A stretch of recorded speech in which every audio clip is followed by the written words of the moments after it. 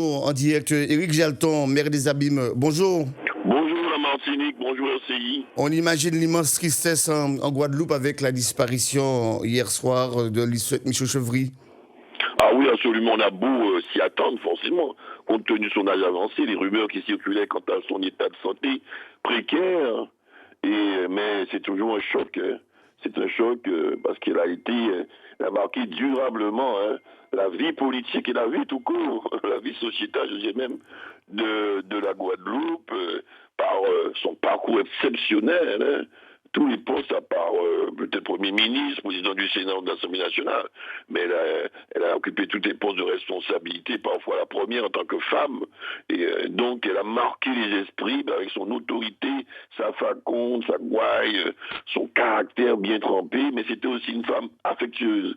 Pour ceux qui la fréquentaient de près, c'était véritablement les mains de fer dans des gants de velours. Et elle savait aussi être de bons conseils comme une tante, une mère ou une marraine. On disait que c'était ma marraine, politique sans doute. Et je lui dois beaucoup en politique.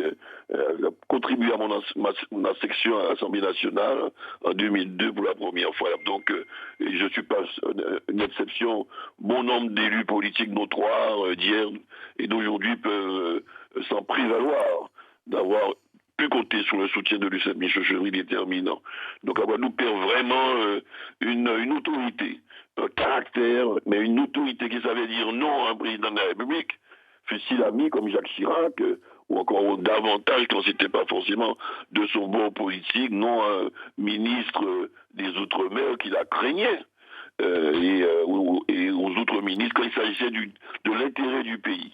Et ça, c'est très important, le sens du pays qu'elle avait au-delà des petites joutes politiciennes dont elle pouvait se régaler, dont elle était experte aussi. Il ne faut pas croire non plus que c'était une sainte politiquement. Elle savait aussi me donner les coups, les remettre et les donner. Mais elle avait quand même un fil conducteur, un sens du pays aiguisé pour savoir dire non à ses propres amis quand l'intérêt du pays semble, pour elle, était en danger. Et ça, il faut qu'on en hérite. La déclaration de Basse-Terre, enfin, a consacré, évidemment, je pense, c'est une grande page dans l'histoire de la Guadeloupe, de son histoire personnelle. Je l'ai rejoint à l'occasion de la déclaration de Basse-Terre. On a perdu lors de la consultation électorale de 2002, 2003.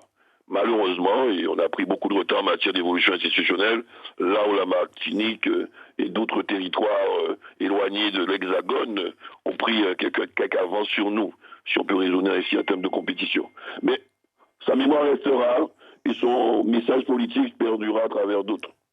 Merci, merci.